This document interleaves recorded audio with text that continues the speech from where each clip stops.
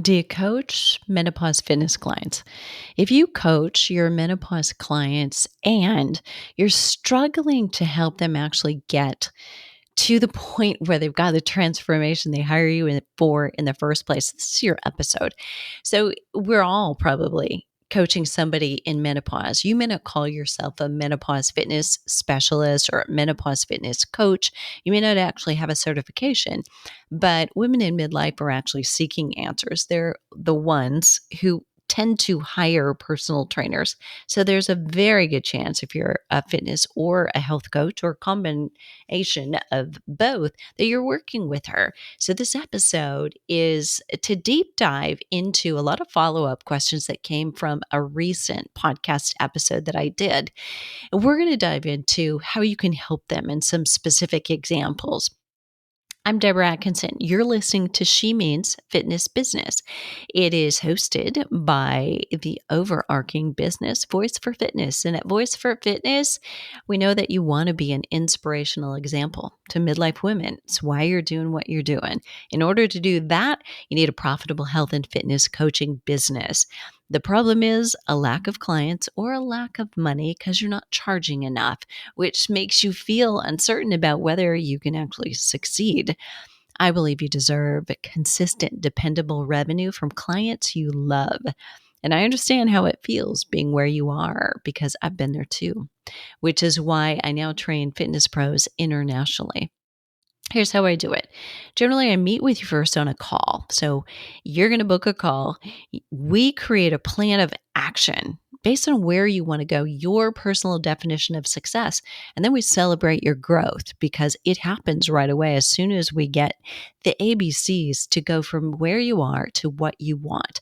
And the actions to take are very clear. So book a call is the first step. In the meantime, though, you want to get your business scorecard. It is the health and fitness professionals business scorecard. It's a self-assessment. You do it all by yourself and you will see jumping out on the page at you. This is where your holes are based on 40 years of pretty successfully growing other people's businesses and in the last 10 years, exclusively growing my own in two different divisions.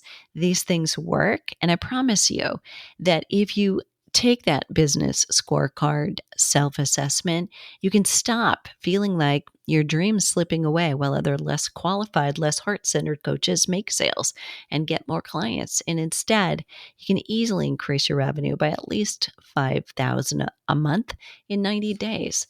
It's easy. All right, let's dive into this. 3 ways to coach menopause clients out of mistakes. And I'm not talking about 3 mistakes they make, 3 different ways to coach. So listen up, because this is really a different way to break down into different buckets the roles that you play. Are you really coaching, or are you training, or are you consulting? Those questions are something you want to ask.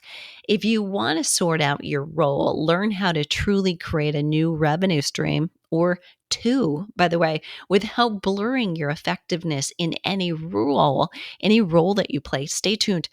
I'm gifting our menopause fitness specialists with both this and an affiliate training later this month. So, in this podcast, I'm going to talk about the superficial layers that will be maybe your first exposure to this.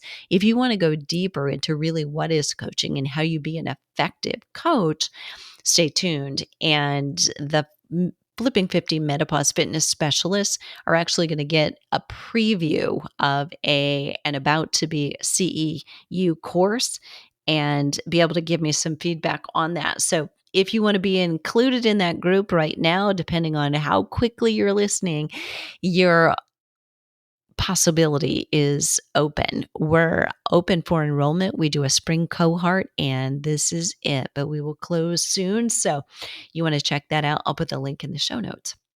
Speaking of that, I want to ask you, do you want an opportunity to do some not only affiliate training, but to be an affiliate and earn some revenue from a passive stream?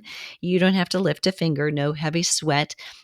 you can be an affiliate for my upcoming summit. It's the what, the when, and the why to exercise for midlife women or for women 40 plus is the specific title, is likely to point your clients right back to you for support. You yourself will learn a lot or get a refresher. And it's a great thing to use as, say, a book club sort of event where you can host kind of a watch party with your audience, maybe in a Facebook group, to break down what we saw today, what I saw, the takeaway points. What did you saw? What did you think about that? What are your questions? Where you actually are using content that we created for the summit and you're using it to jump off to have a conversation and still be the influencer with your audience. So, food for thought, and you're welcome. So that's a great way to use somebody else's content, including mine, but not exclusively mine. So here they are. These are the three ways. Number one, you can help people by telling them the science. Literally. So you're sharing the science behind what it is that you want them to do. So the difference here is the word tell is the key. So it's important that you realize this is a big piece of what it is that's the distinguishing factor. And I'll come back and review all of these at the end so you can kind of separate and get it collectively as a part. So you're going to tell them the science. Literally, you share the source and then you interpret the science for them. And that is where the gap is. So they may hear science, but then go off on a tangent, kind of latching on to one thing they heard that may or may not be the real most important thing that they've heard. So you interpreting the science is so very important. So you're going to share a study, talk about what happened, what the subjects did, didn't do, and say, and what that means to you is, or how that could change you and what you do would be this. So here's common mistakes that you might want to go and find the research on or the recent research. And yes, you can wait for new research to come out, but even better if you are specifically coaching in a niche, you put on your radar these specific things. You can put Google alerts and get emailed when there's new studies, new content coming out in that area. If you haven't done that, that's really helpful. But common mistakes that women do make that you could coach them on is like the belief that plant-based diets are healthier for everyone all the time, right?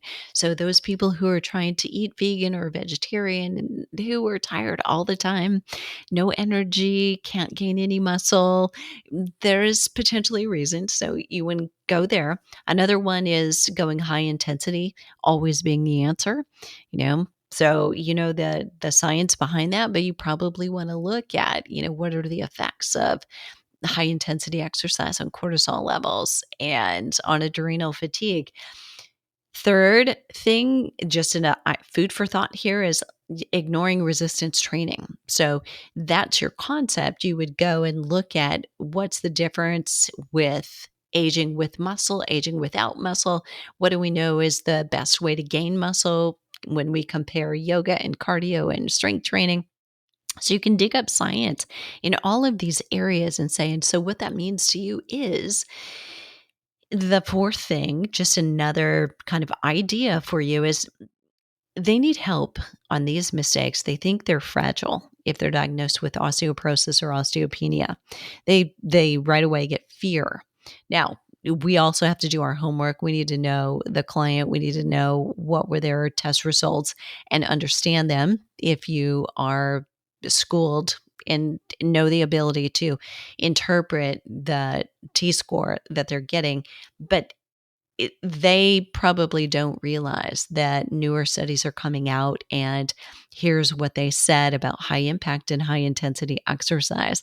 So you want to break down some of those things. That's just 4 ideas to get you started on how you could. Here's the science, you break it down and interpret, and here's what that means to you. That's gold. So that is telling them. That's telling them what to do. Number 2, show them how to do it. So this is literally helping them learn the way to support themselves after they learn what it is that you teach. So you are maybe teaching a workshop on how to do something very specific, like plan their exercise schedule. You're teaching them how to do core exercise correctly, how to cook and meal plan. Now, many of these could be done kind of virtually. You could do them live in a group session. You can, with the core exercise, again, anymore, we know we can do exercise virtually too, or you could do it live in a studio. But do you see that you'll leave them with something? So you're going to show them how to do it. You get to choose how in depth do you go on that. Will they actually be able to? So they can plan their exercise schedule. I mean, that's going to be most optimal and be complete if they know what to do. They do strength train already. They do hit or they walk or run or they do yoga. They just don't know where to put these pieces so they're complementary. That's teaching them how to schedule their exercise. For anybody who learns how to schedule but doesn't know how do I do that hit? How do I do that strength training? They're going to still be at a loss and need something. Core exercise. So you can teach them 27 different core exercises. Here's a proper way to do it and conduct it, and maybe to regress or progress. But then won't they still need the programming? They will need, like, which exercises do I do on which days? How do I decide that? And how would I know that? So they may still have a need for you, and then how to cook and how to meal plan. Literally, again, it could be virtual. You could do it in a kitchen if you wanted to do it. And you could really not necessarily talk about the cooking. You could be at your stove showing them something, but you could talk a lot more about the meal planning and the prep that goes into it. Or maybe you could do it in this way. So I've done this and I did this, included it on a CD set that I did. And that was, I showed them how I cooked in a batch. I put it into the oven, and then you could come away from it, teach them the planning. Like, this is how I select how many exercise or how many exercise, how many meals or main courses, or how many salads or how many vegetables that I pull that I'm going to make, how many different recipes. And this is how I know that's going to last me for the week or when I do the prep. So then you could come back and pull your stuff out of the oven and say, and this is how it looks when it's all done. And I've got a, pot of this soup and in a crock pot full of this. And I've got the oven full of this. So we'll have a meal tonight. And then we've got freezer meals for, 4 more leftovers or whatever. So you can do all of that and just, you're showing them how to do it. But I want you to think about what this is most like. This is most like if you're a personal trainer, right? So you're leading them. You have designed the workout, you have the exercises in the order, you have the rest between the exercises in the order, and yet you're not necessarily, a lot of times, I think this is true of trainers, you're not necessarily sending them away so that they feel like, okay, now I could repeat that workout. Like, I nailed it. I know what it is. You might give them the workout sheet. We used to do that. We'd give them the workout sheet that they just got because they paid for that. They should have that. And they still may feel like, without somebody there correcting me, because maybe they were talking, right? It was conversational. They weren't actually paying really close attention to all the things that you were saying and the tips that you were giving. They may still need you. So showing them how to do it is a lot like personal training, but you can apply this in many other ways and to the overall, they don't know how to plan their workout for the week or for the month or for the quarter. So you could actually teach them that. The third piece is you could tell them what to do. In this case, you're not showing them how to do it. You're definitely not doing it for them. You're not giving them a food plan. You're not giving them, here's the 30-day core challenge and telling them what to do on every single day. You plan the steps, but then your work is done. It's like, here's what you need to do, this, this, and this. They may then have to go hire people or go to their functional doctor, for instance, to follow up on the questions that you've suggested. These would be things to ask and that I would probe about, based on the signs and the symptoms that you've told me. I'm obviously not a doctor. I can't diagnose, but these would be good questions for you to go and ask. And that is just more of a consultant basis. So let me review these three different ways to interact with your clients again. Number one, you tell them the science and you're breaking it down. You could do this during a session while you're working with somebody in a physical way.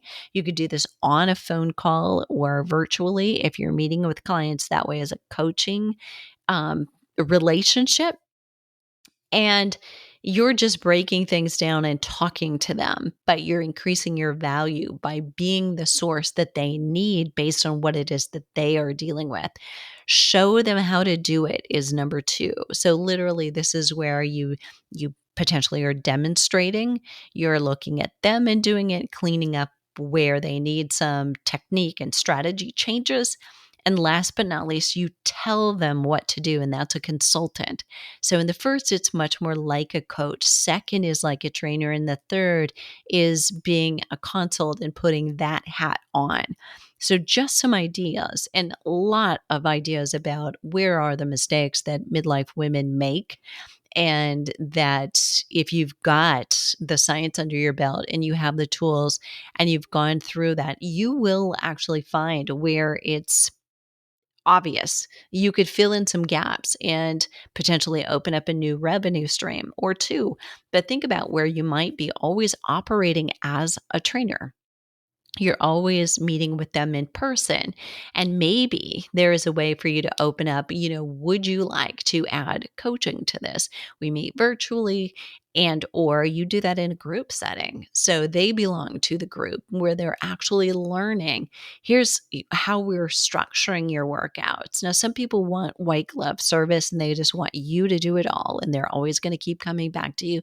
But others think there will be a day when they begin to take over and they won't see you as frequently for economics or for whatever reason, but still you are number one, increasing your value to them and increasing the transformation that you provide for them. Number two, you're increasing the revenue that comes from each customer and still serving them in a way that reduces their output. So it doesn't cost them quite so much. And you still have a great revenue stream, especially if you put that knowledge base kind of teaching into a group situation. And then last but not least, you tell them what to do. So if you've done what you've done enough for enough people, you are an expert. And sometimes corporations will hire you to come in and say, tell us what to do and how to set this up so that we can help our clients as well. Or a women's association might hire you to come in and say, teach all of our employees how to do this, what they want their schedule to look like. And you can go in and say, okay, I'm going to tell you, here would be how you do it. You don't actually do the training, but you're the manager, kind of the biggest overview of what it is you're doing. So a consultant doesn't get in there, roll up their sleeves, teach it or tell it. They actually tell you what to do. What I see that you want to do is maybe you hire somebody who can do this, X, Y, and Z. You implement this and they decide what do they need to do? Do they need to hire somebody or are they going to outsource someone to actually do it? And that person they outsource it to could be you if you wanted it to be.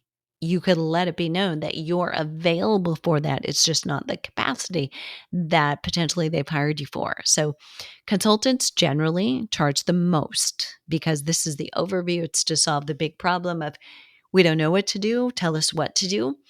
And trainers then um, earn somewhere in the middle ground. Coaches, depending on their experience, sometimes earn more than trainers per hour. So a coach may earn 300 to 500 to 1,000 or more per hour, depending on your area of expertise and where in the business realm it follows. Now, in terms of fitness, that's probably not happening unless you are somebody who's a consultant who can come in, say, to a Lifetime Fitness and say, here's what you need to do post-pandemic. Here's the way you mitigate the loss of memberships that you've experienced. that's worth a significant dollar amount. But in terms of at your level right now, think about who you could consult with. And that may be women's groups, so still consumer groups. You're not necessarily going to consult on a bigger level unless you've got experience opening studios or selling studios or selling, say, your business entity to someone else. That would be a reason that you could say, yes, I can consult with you about how to do this and walk you through it.